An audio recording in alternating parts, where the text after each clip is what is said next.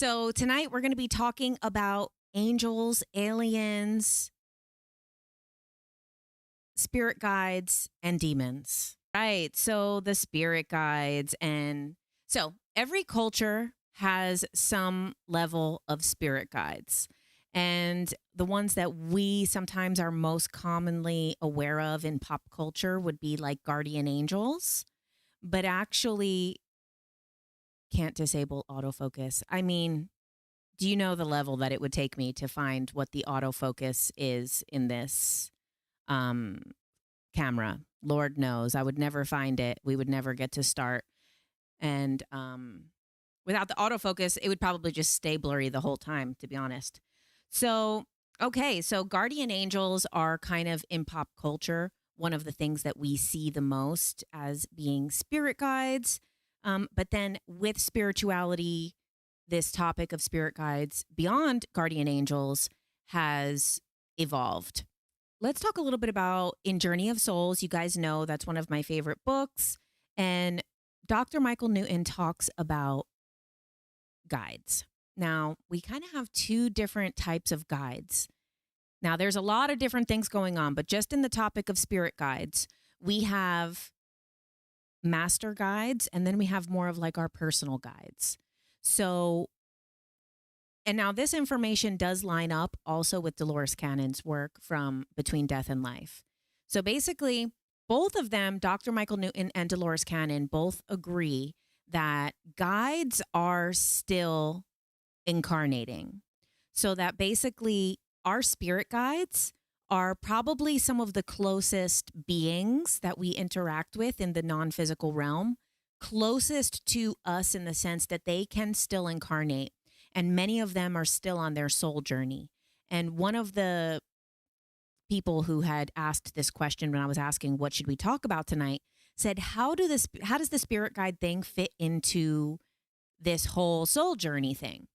So as we know, just like a quick little refresher, the reason we incarnate into this physical plane, and although there is some changes now because there is evolution of humanity happening, so that's why some souls, star seeds, volunteers, all of these different things are starting to incarnate on Earth for different reasons. But up until recently, up until this like coming Earth shift and these changes with humanity, people would incarnate inside this physical reality of Earth into the third dimension for their soul's evolution.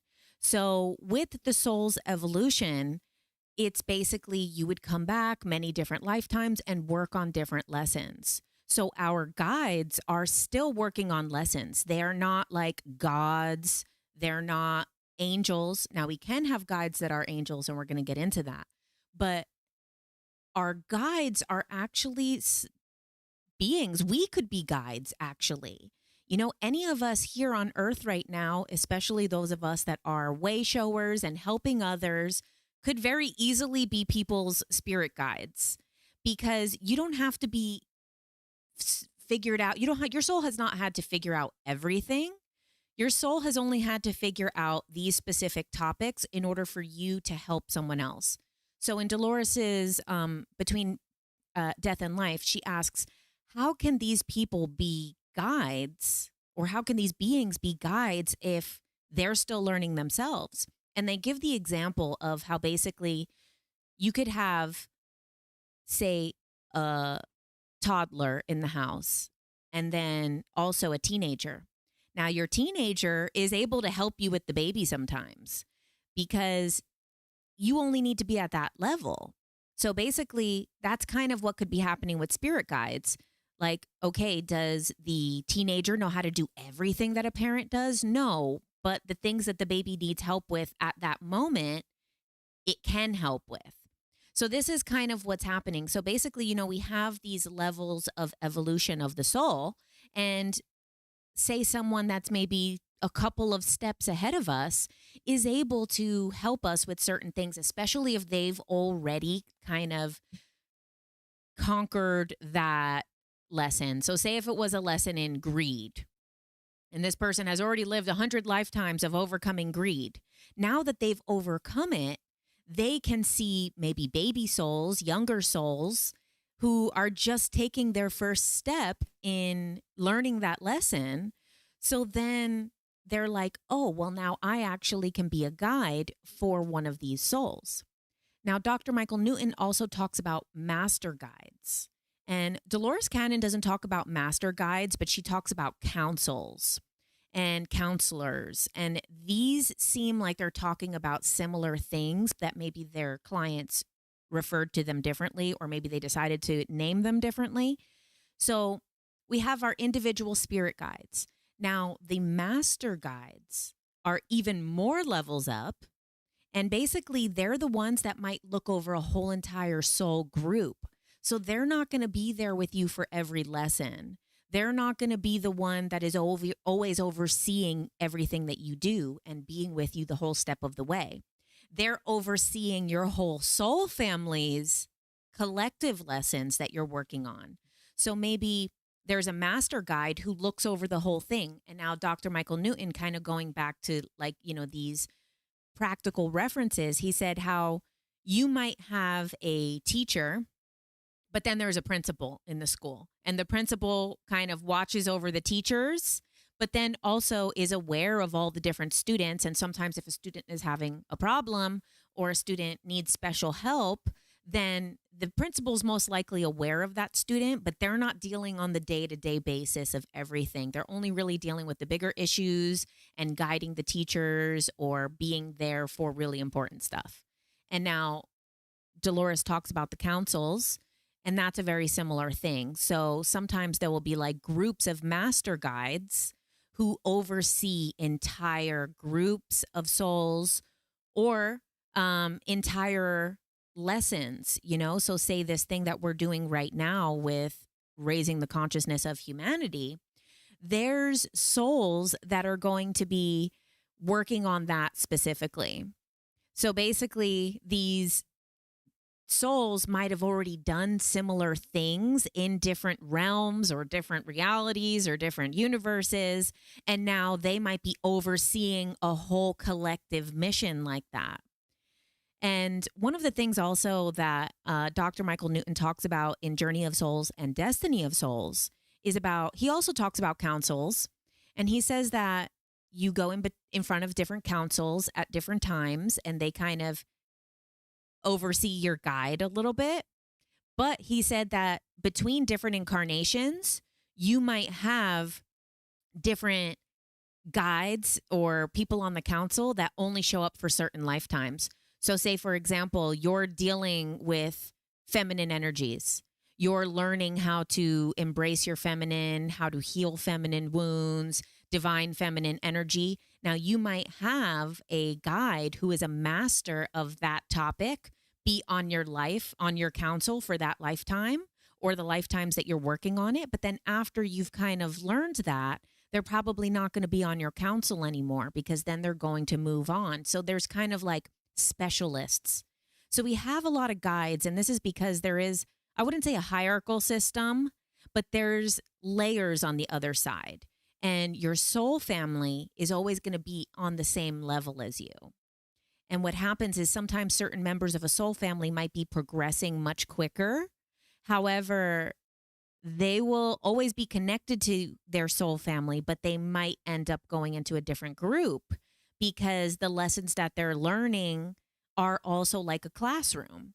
So when they need a different group, like say if there's, now this is also another thing that comes up in Dolores's books and Dr. Michael Newton's work. It also comes up in this book called Laws of the Spirit World.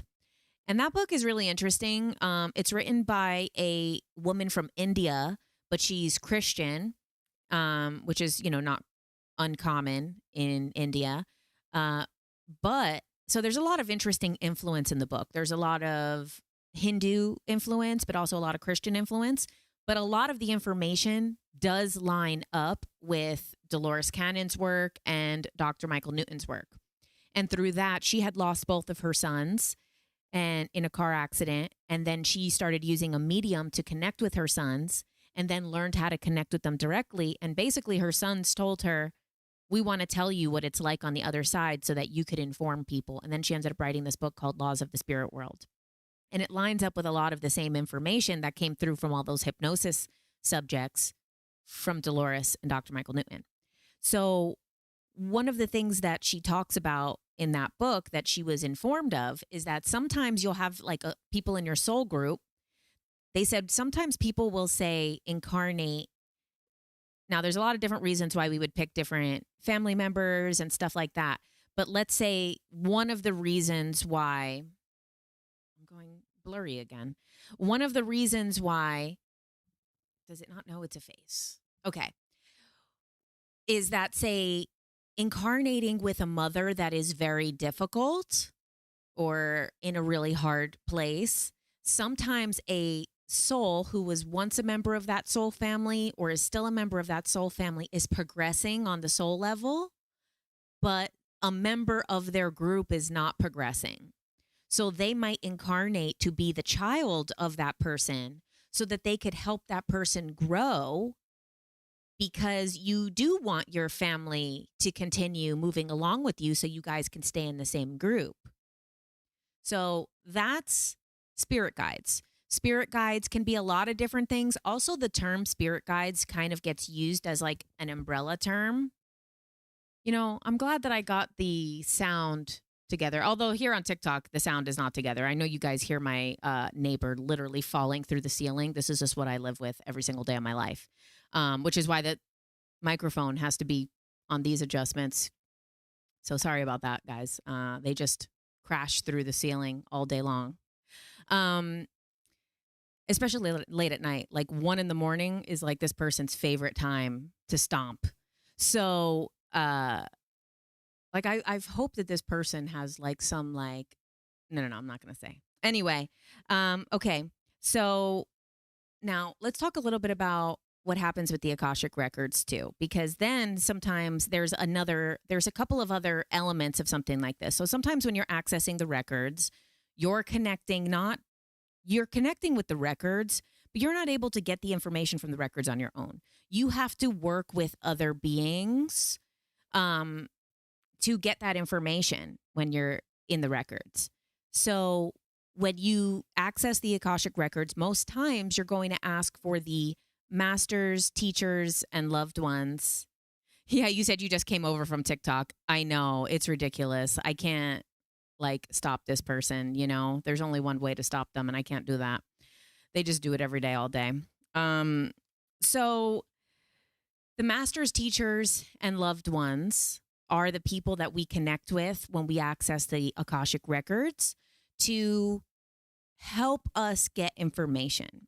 So let's compare the masters, teachers, and loved ones, because this is also similar to the spirit guide situation. So that information comes from Linda Howe, not Linda Moulton Howe, Linda Howe, who wrote the book, How to Access the Akashic Records. And so the masters, they say that the masters that we are connecting with when we access the records have been with us since our soul's incarnation. Now, that's different than a regular spirit guide. So we have some spirit guides that have been with us throughout all of our lifetimes. And then we have some, someone said plot twist, the apartment is vacant above me. It's hilarious. Spooky season. So then we have some types of guides that are with us from the first day that our soul has ever left from source and started its soul journey. So sometimes our guides our guides that are with us all the time are sometimes only with us for this life. And then there's other guides that are with us for all of our lives. Similar to when we're accessing the records and we call upon the masters, this is different than what Dr. Michael Newton will call the master guides. Linda Howe calls them the masters. And this is the thing, everyone's going to kind of title things different. And that's how we're going to get to the alien topic, because everything is kind of titled something different, which is why I'm explaining the concepts behind them.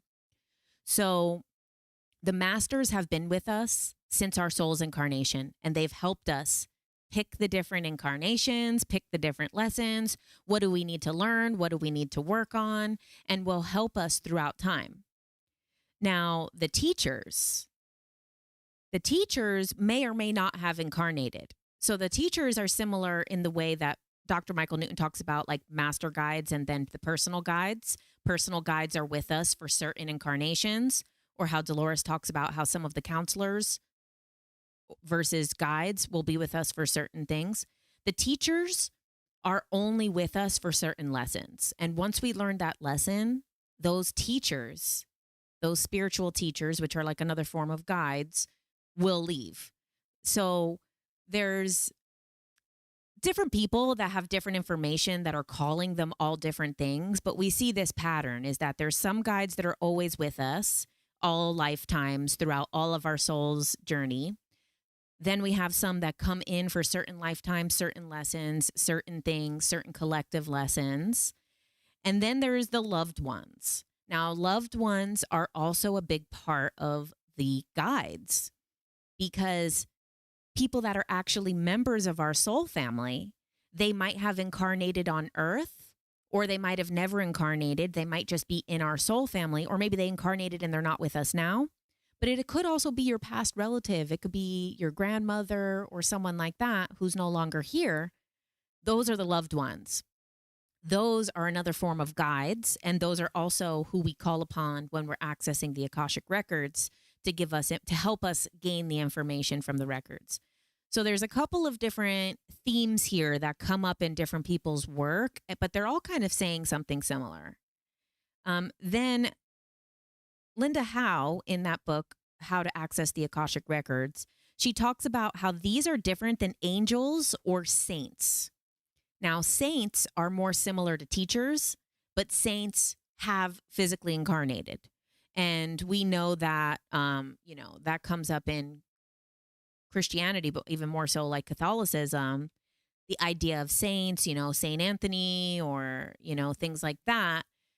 Those are beings who once lived, who now oversee and are there to help people sometimes. So they're similar to the loved ones or similar to the teachers because they are incarnating or have incarnated. Now, angels, on the other hand, she says that angels are similar to the masters in the fact that they stay with us over many lifetimes and they watch over many things. But angels have specific identities to us, and masters don't really have specific identities to us while we're in this realm. On the other side, they probably have some type of more of an identity, but from this side, we're really not able to access their identity. Now, let's talk a little bit about angels. So angels are a kind of interesting topic because guardian angels, things like that, that's something that has a lot of like Western influence and, Christian influence, or just, any of the three main religions. There's also angels in Islam and Judaism because it's all coming from the Bible. However, this concept of the angels is in other religions as well, but they're going to be called different things. So we have these angels, we have the archangels, we have these terms guardian angels. Thank you for the gifts over here, guys, on TikTok. And now angels can be with us and watch over us and be a guide, a spirit guide, or a guardian to us. However, there is also a lot of different information about angels. One, that they don't really look the way that they have been portrayed in pop culture. A lot of people have said that the reason we perceive them as having wings is because they travel in a Merkaba, and this kind of spinning Merkaba shape actually will appear to kind of look like wings to people who've perceived them. But then we also have the biblically accurate angels, which are kind of creepy looking when they're drawn because they're kind of this geometric shape with like 10,000 eyes. Okay. Now, if you've ever done mushrooms or something like that, you might have seen, or even like an Alex Gray artwork where there's like 10,000 eyes. That's kind of similar to how angels are written about when we're not drawing them through this like Christian European lens, they actually are more geometric, and we perceive them as a bunch of eyes a lot of times. So it's interesting. We might see them as like what we perceive as an angel because that's something that is like an identifiable reference for us. But in reality, a lot of times people say that they are more geometric shapes. And that also go to sometimes they talk about that they're like a Merkaba, which is like what? A tetrahedron of the shape. And then if it was flattened, if like the tetrahedron or the Merkaba was flattened, it would be like similar to the Star of David, the 6-point star. So with angels, it's a very complex issue because we have these kind of personifications of angels. But then at the same time, if you guys watched my Dimension series, the way that Matthias de Stefano talks about creation, there's also other things that talk about this, like the Urantia book, which I know is kind of controversial, but there's a lot of good information in there. Don't throw the baby out with the bathwater because they said something about blue-skinned people, okay? But there's a lot of information about kind of creation. And it does kind of match up similarly to what Matthias de Stefano has said. And like a very quick explanation of that is that, okay, like we start with like source energy, which was the one.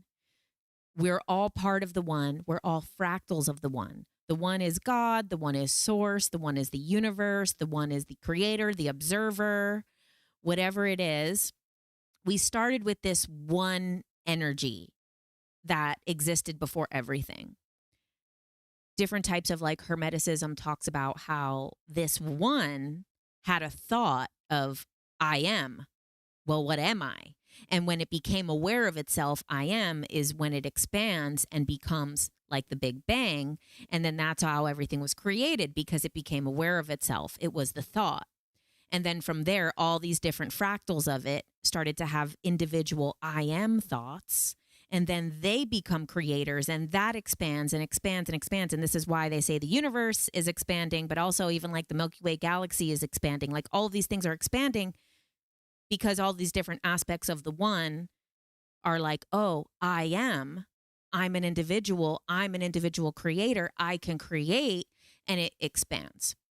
So we started with the one, and then the one split into two because we had wholeness and then we had duality. So like a cell, like everything, we talk about the earth shift. It's going to be one that splits into two. We have a cell. Everything is this pattern, this holographic pattern of the universe where it's a one, the cell, and then the cell divides into two. They say this is like, to a degree, this is what Matthias de Stefano talks about. And I'm getting to the angel thing, okay? And so they split into two. And the one becomes not only I am, but I am light, I am dark, I am positive, I am negative. I am both. The thing splitting and now the balance. And this is what we're in. We're in a rendition of like the universe that is experiencing duality. So the one becomes two. It becomes light and dark. It becomes good and bad. It becomes positive and negative. But then they will split again. So it will split into three, which becomes the Trinity. Because as we know, the Trinity is like the next. So we have duality and then the Trinity. So we have like feminine and masculine energy. Feminine and masculine energy coming together. This is why Marina Jacobi says 1 and 1 is not 2. 1 and 1 is 3. I know that sounds crazy, but it does make sense because if you have this 1 and 1, the feminine and masculine energy comes together, it creates the third, it creates the baby, it creates 3. But instantly, because it's splitting like cells, we have 3, but only for like a second, and then it becomes 4. So because both will split and create 4, and then having 4 becomes the pillars of reality. Because you need all 4 corners to build the physical reality. 3 would not be stable. So this is where we get to the angels, because there's this thing, which this is the 4 elements. Okay, so then the 4 elements is the foundation of the physical reality. And then, so these four elements are also figuratively called throughout spiritual teachings the Elohim. The Elohim are the angels, are the original four angels. And this is why sometimes when you see people bring up these old maps, like especially what they use for some of the flat earth maps, you see four corners of this map and there's four angels. So we have the four corners and the four angels. This is something that comes up in Christianity, the Hermeticism, all of this stuff. These four angels are the four elements. And so they have air, fire, water, and earth. That becomes to be the creators of the physical reality. So we have angels as this individual personification, but then we also have angels as the foundation of creation, because we had God, source, split into duality and then split again to the four elements. And then those four elements created physical reality. Those four elements are beings in themselves, which are the Elohim, which are also like these four archangels who create reality. And because then they are an individual being, they're able to be I am.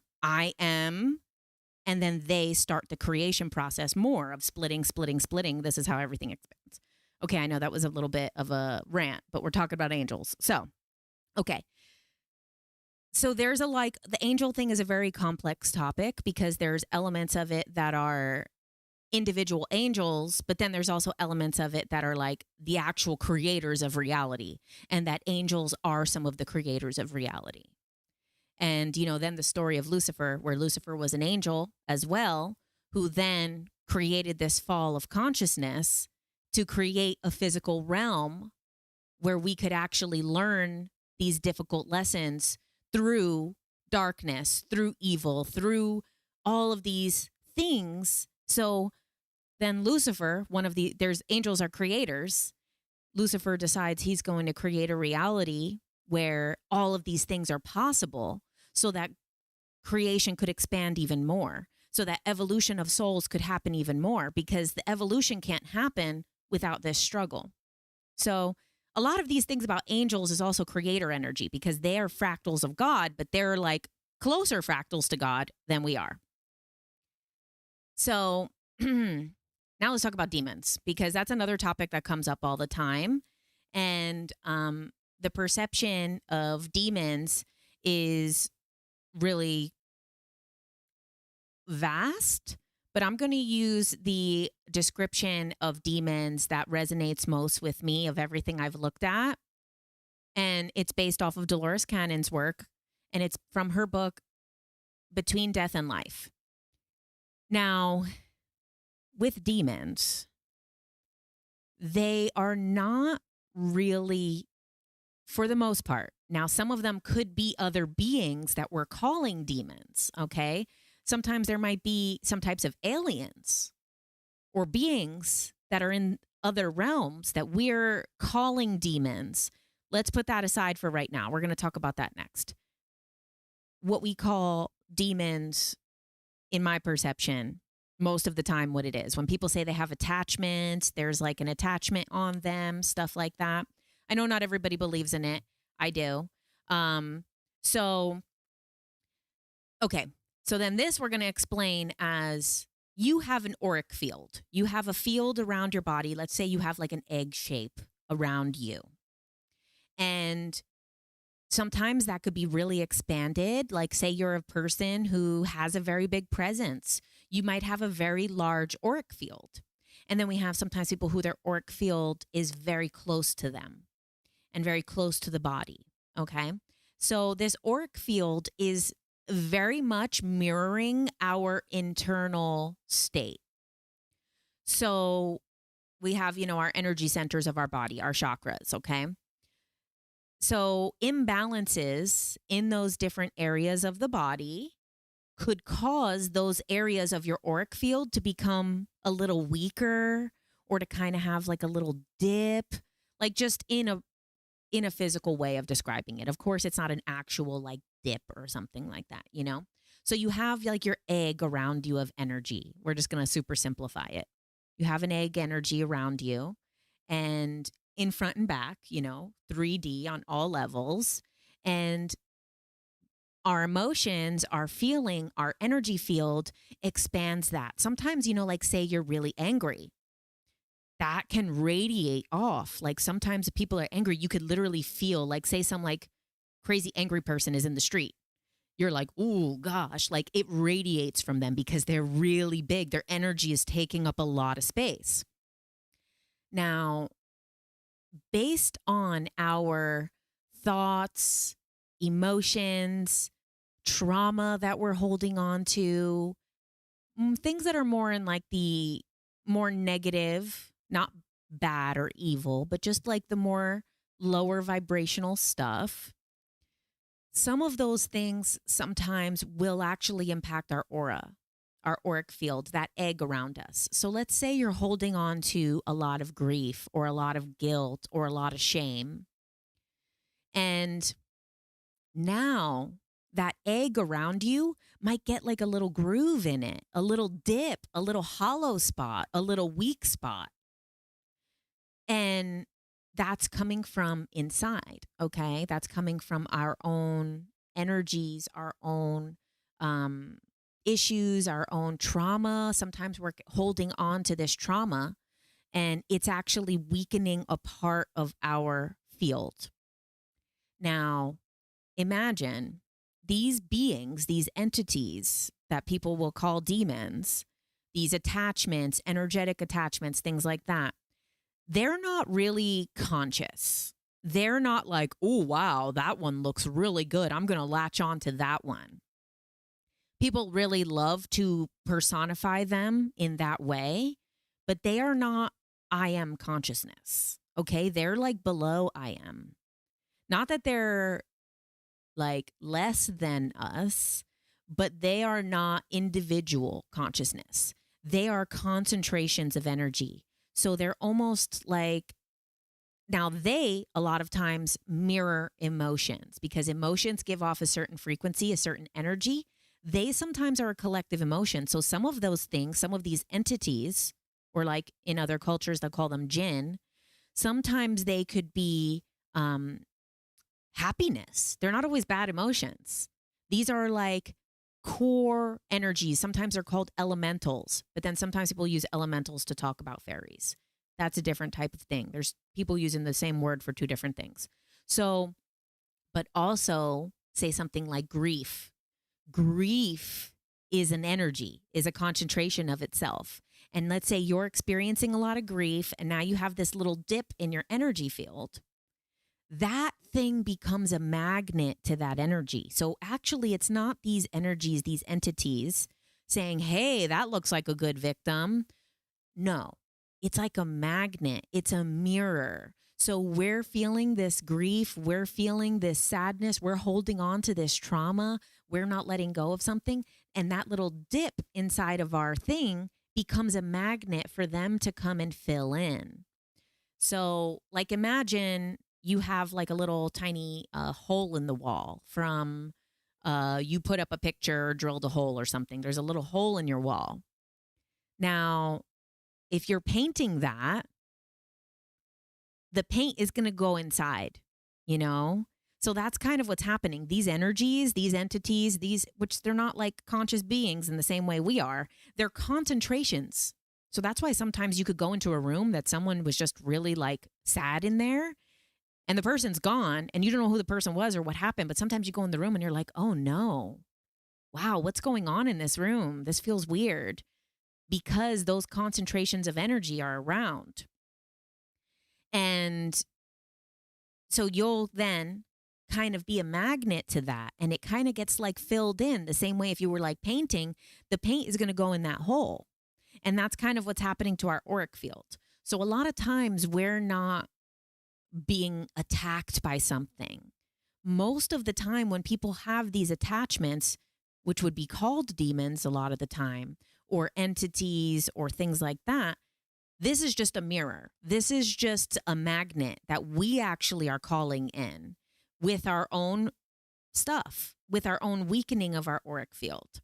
This is also why it's important to kind of do like cleansings and cord cutting type stuff, because say we've had a lot of negative relationships. Now we have this kind of dip in that aspect of maybe it's around the heart center. Maybe there's part of our heart center that has like a weak spot in our auric field because of all of this pain in romance. Now we're going to attract these attachments in that field, but also maybe people who have those other attachments are going to be also drawn to you because there's a lot of this like magnetism of energy. Things get pulled towards similar. So then this is also pulling those people who kind of have those same wounds and those same energetic attachments towards you as well. Okay. Now, there is a level of demons that goes beyond that, which could be a conscious being with individual identity. Okay. There could be something that is I am. Now, I believe that that is actually way more rare. I think that that is like most of what people are experiencing is just this concentration of energy. Most attachments are a concentration of energy, these elemental energies or these concentrations of emotions or concentrations of frequency that is getting drawn towards us. There is, because this says it in the Dolores Cannon Nostradamus books. She asks about the future after the Earth shift, and then they talk about these different alien species that help us and help humanity. And Dolores is like, well, what about these negative aliens or the ones that are perceived to be negative? And in the book, they say, well, sometimes those are what people used to call demons. And so sometimes, you know, a lot of people, when they hear alien, they immediately say like aliens are demons. And that's not true.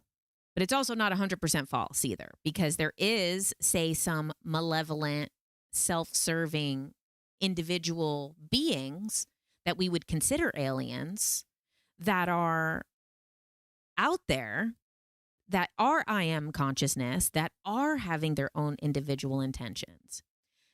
Now, in the majority of things, I think that this is not happening to most people. I think when you open yourself up to those things, it does make you more susceptible. If you're doing channeling, you're doing things where you're allowing different energies to enter your body. Now, you might have a being that is another dimensional being, could be, and this will lead us into aliens, because aliens now is like a term that is modern. So there's a lot of stuff that happened throughout history that could have been called angels, that could have been called demons, that could have been called this, that could have been called that could have been called ghosts, because they didn't have the word for aliens, for extraterrestrial beings or extra dimensional beings or interdimensional beings.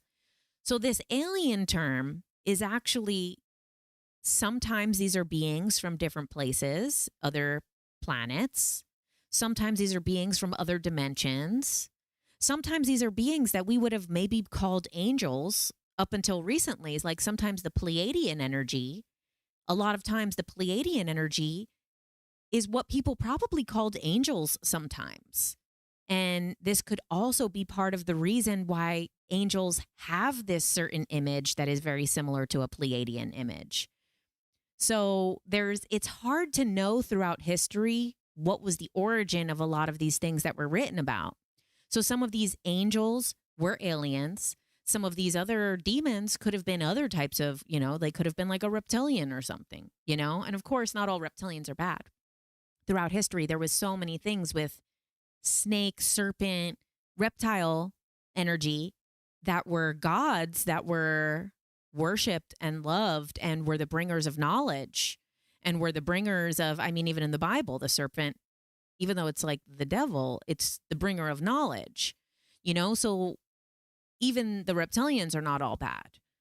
But say some of these things, also to our idea of something like grays, I've talked about my opinion of grays is that, I don't think that they're inherently bad. But they do have a lot of self-serving qualities. And something like that could have been what was called a demon at one point. If someone saw that, they didn't have the word gray alien, So it's hard to know everything that was being contacted or spoken to. So there is some things that could be demons that might have been some type of malevolent alien race somewhere, or there's something that could be called angels or this or that that is also some type of alien race. Also, a lot of gods of the past of other religions from ancient times are oftentimes probably aliens as well. In Hinduism, we have these different beings with blue skin. Now we have a lot of aliens that come through as having blue skin. Now, blue is also just a frequency. It could just be the frequency of what they are, and we just see it that way, or these could have been actually blue-skinned beings. So it's hard to fully know exactly what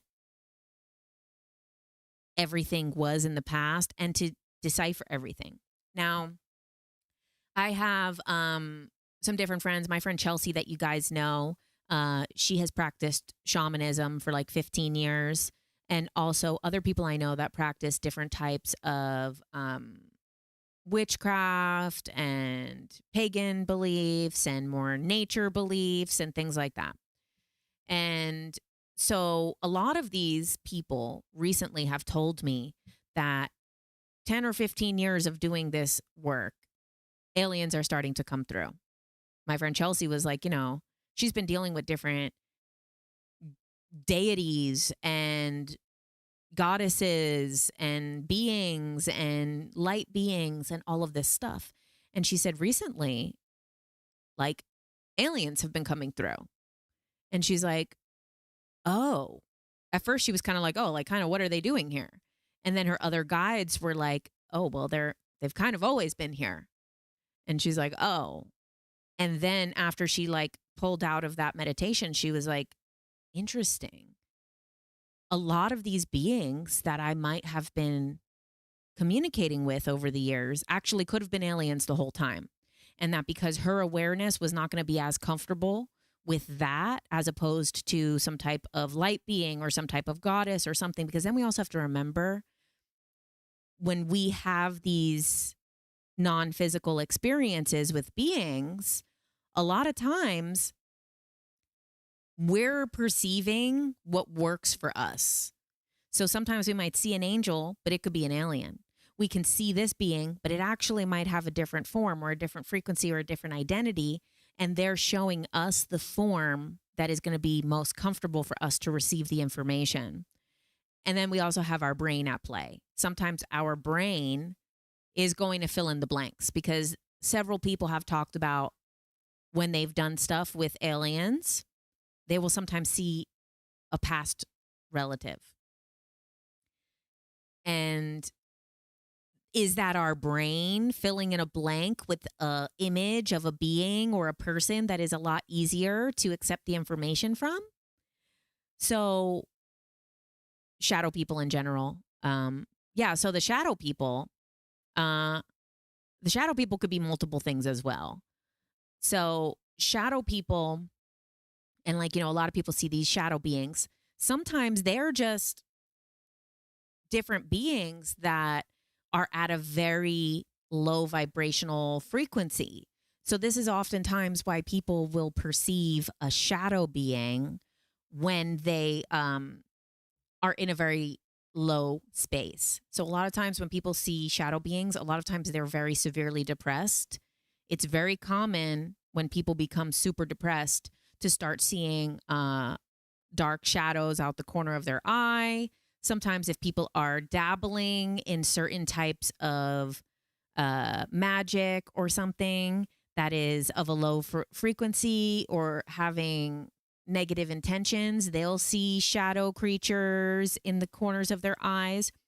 Also, sometimes it's actually very common, super, super common. Like everybody who has done meth usually will say that they saw shadow creatures, that it's very common. Now, when you do something like that, which I'm going to be careful to use the word because I just got unblocked. This is my third week in a row that I've been blocked from TikTok Live.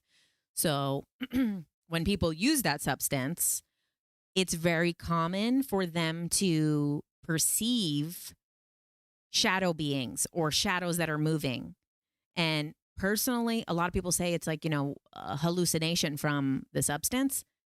Personally, I think, well, then why does everyone have the same hallucination? That doesn't make sense to me. Because if it's a hallucination, it would be a projection of your own consciousness. So why does almost everyone see these same shadow figures? I think personally is because they go to such a low frequency that they end up perceiving beings that are around all the time. But it goes back to kind of like that thing about the demons or about these entities where there's a reflection. There's a lot of stuff with like reflection of our own energy. So let's say like a sleep paralysis demon.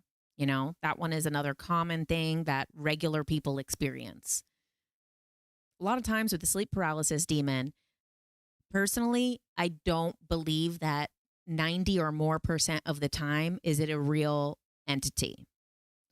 I believe it is a projection of something that is going on inside of the person. Because almost every single time that I talk to someone who has experienced a sleep paralysis demon, had something very emotionally charged going on in their life at that time.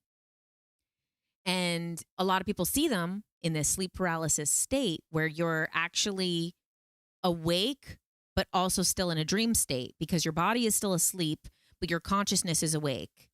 So kind of like these dark aspects of our own consciousness then can get projected back to us.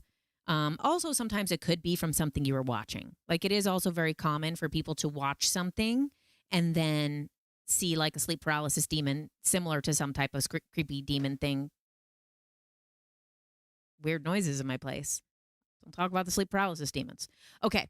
So sometimes those things are going to be projecting something back to us. A lot of times with addiction as well. Addiction or extreme grief is very common when people see these things.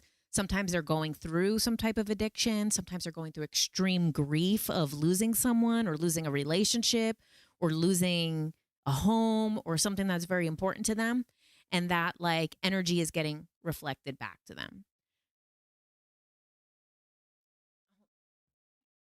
My little water here. So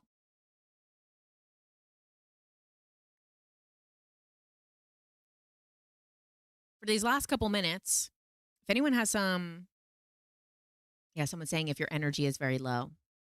Yeah, watch Nightmare on Elm Street and he'll show up in your dreams. And that's the thing is dreams are a culmination or whatever of our everything that we saw throughout the day, everyone that we experienced throughout the day.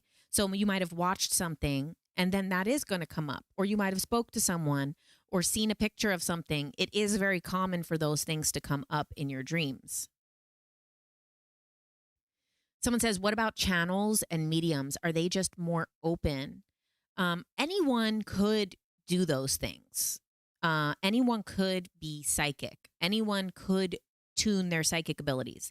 So we have also a bunch of different psychic senses. So we have 5 senses in our physical body. Then there's also like a 6th sense of intuition. But also of these senses, there is psychic versions of them. So a lot of times psychics are clairvoyant, voyant, like visual, voyant, clairvoyant. So they're able to see visualizations within their mind through intuition. Clairaudient, audio. They're able to hear things that are non-physical, hear voices. There is the scent one. I can't think of what the name is. That's not as common, but there is the psychic ability of scent that sometimes people can smell things. They can smell someone's energy. They can smell sickness. They can smell dead people, like sometimes there's stuff like that. There's also claircognizant. Claircognizant is, if I were to say that I have any of these abilities, I would say I have mostly of the claircognizant, which is a knowing. It is immediately knowing information without visuals, without hearing, without a reason why you know the information is known to you. And it doesn't come through one of these senses. So there's claircognizant, like cognition, knowing, cognitive function, the knowing. There's also clairsentient. So we have the feeling of feelings, physical sentience, but also sentience of feeling of emotions as well. So clairsentience is the feeling of psychic feeling. Now, if you're more on the empath side, if you're an empath type of person, you're probably very high in clairsentience. The clairsentience is the ability to sometimes feel energy, feel people's emotions, things like that. So there's a sentience. And then it could also be like a physical sentience as well. It could be like a physical feeling as well. It could be like stimuli. Like, you might feel a chill or goosebumps or something touch you, So there's all these different levels of psychic abilities, and a lot of people have access to all of these different things. So you just have to know which one you're most in tuned to. You said that just like Kim Kardashian can smell cavities. I have heard of people who can smell cavities. I've heard of this a couple of times from different people. I didn't know Kim Kardashian had this ability. I wouldn't be surprised, if any of the Kardashians have, especially Kim, have some type of psychic abilities. But a lot of times, unless it's clairaudient or clairvoyant, most people won't consider these things a psychic ability. So everybody has access to them. You just have to start to be aware of which ones are more heightened and lean into them if you want to do that. But if the original question was, are they just more open to energies? They might have a natural ability in those certain ways, like say mediumship. Mediumship is going to be a combination of clairaudience, clairvoyance, and clairsentience, and probably claircognizant. So if you're kind of ranking high in like 4 of the different ones already naturally, then you are probably going to be more of a psychic medium naturally. Now, a lot of people have these abilities and they don't choose to pursue them as a job or as something like that. And they just kind of use them in their regular day-to-day life and don't even realize that they're getting psychic messages, especially with the claircognizant. A lot of people that are claircognizant, which, like I said, that's probably the one that I feel the most connected to, is this knowingness, like immediately knowing information for no reason at all. And that you wouldn't even think is a ability. You wouldn't even think that that's some type of psychic ability. You just kind of are like, I guess you don't even think about why you know something until you start to develop these different things. So anyone has the accessibility to it, but some people have a greater accessibility. Some people open themselves up more. Now, again and again, I'm going to say this so many times. If you're going to dabble in any of this stuff, you need to be doing that spiritual hygiene. Because like I said, beginning or in the middle about these entities, demons, attachments, stuff, if you're lacking in these certain areas of yourself, you're going to draw those energies towards yourself, because everything is a mirror. Even if without any spiritual stuff, if you're in a bad mood, you go outside, the drivers are assholes, everything. The line takes too long. The cashier rings up something wrong. Our outer reality is always reflecting our inner state. And that happens all the time in day-to-day life, even separate from spirituality, separate from psychic, separate from this.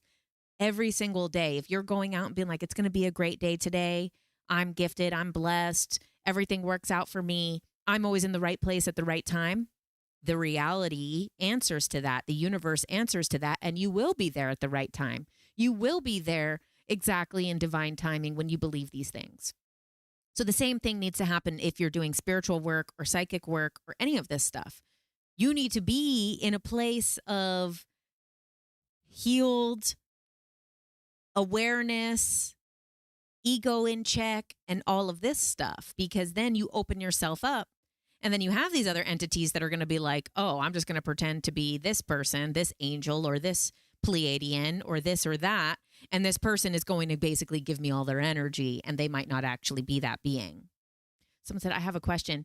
If we travel to the past, would we embody our past self or observe it in the third person as another person?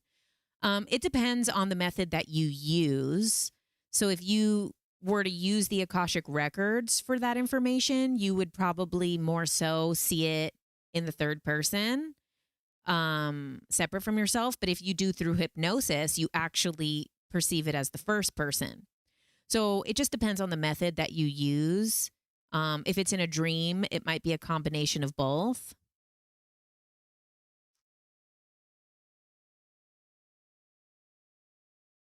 Yeah, you have to learn to protect your energies. I agree. Now, I don't think we should be in fear of any of it. I don't think we should ever be in fear of like, oh my God, I'm going to get possessed by a demon if I do this. You know, you don't want to live in fear, because that fear is also a frequency that harbors things. So that's why really the same thing too. You're like, you don't want to go outside in your regular physical world and be like, oh my God, I'm so afraid. What if something happens to my car? What if something happens to this? What if my thing gets stolen? What if I get robbed? You're putting out that fear energy, and then that frequency is a low energy, and now you're going to be things mirroring back to you, you know? So in the same way with your spiritual work, you want to be doing it more from a place of love, from a place of healing, from a place of being humble. I think that's the biggest thing when it comes to spiritual work, is really staying humble and not letting your ego get out of control. Because when we start to travel and access and get information from the non-physical world, we start to feel very separate from people, from humanity, from the normies, from the regular people. You start to feel very separate from them. And then you start to see yourself above them, superior. I have more knowledge. I have more access. I have more of this. You start to feel less human. And then that ego, you're going to be met with some ego. And there is so much flattery on the other side. And this has been not my personal experience, because I'm not super open. I'm open-minded. I'm learning to have my heart be more open, especially obviously after the ayahuasca. I'm not super open with like energies. You know, I'm a Scorpio rising, so I am like an ironclad wall, you know, like I am not going to be the crazy empath that absorbs everyone's shit. You know, it's just not me. I've never allowed that.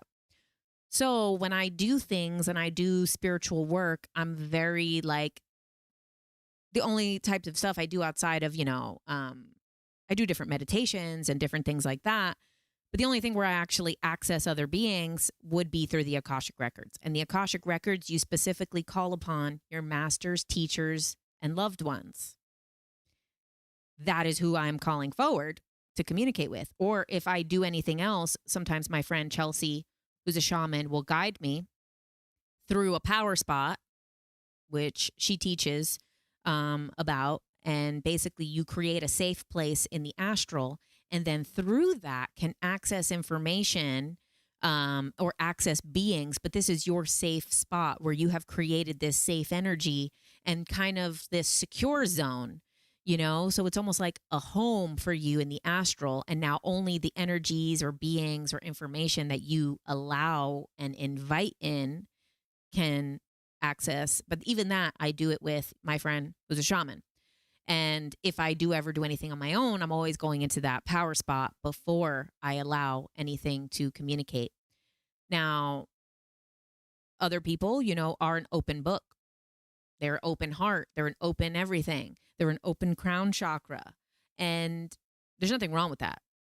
As long as they are staying in check with their ego, their heart, their energies, their energy centers of the body, not holding on to negative beliefs, so that's the thing, is if you want to be wide open, You can. You don't have to live in fear, but you also have to do so much work and so much personal development. And, it's not just the spiritual work. It's not just the cord cuttings. It's not just the meditations. You need to do, sorry, it's got blurry again. You need to do like the real personal development, the real self-help books, the real exercises for your mind. And, one thing that I love is like Psycho-Cybernetics by Dr. Maxwell Maltz, who was the world's first plastic surgeon. And this was the plastic surgeon. This was back in the day before plastic surgery was a cosmetic procedure. It was only for injuries. So this was the first guy in the world who did plastic surgery. And he developed something called Psycho-Cybernetics. And because he realized through doing plastic surgery on people that everything comes back to the mind. It doesn't matter. He says if someone could have like had a scar on their face from an accident, he could remove and fix the scar. But even still, oh my God, it just keeps getting blurry. And he would see that it kind of didn't matter if their self-image still felt that way. He said like sometimes he would have people look at themselves after and they're like, oh yeah, but you didn't really fix it. And he's like, what do you mean I didn't really fix it? The scar is gone. And they couldn't see. So this is, I think Psycho-Cybernetics is an excellent way to work on yourself. I love Mind Valley, a lot of stuff like that. You can also do hypnosis, but not just the hypnosis like the Dolores method. That does help, but like you want to do also the like more personal development stuff. So it really is mind, body, soul, mind, body, spirit, in order to be able to really venture into those realms safely.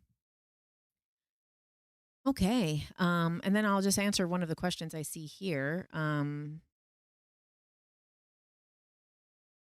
Let's see.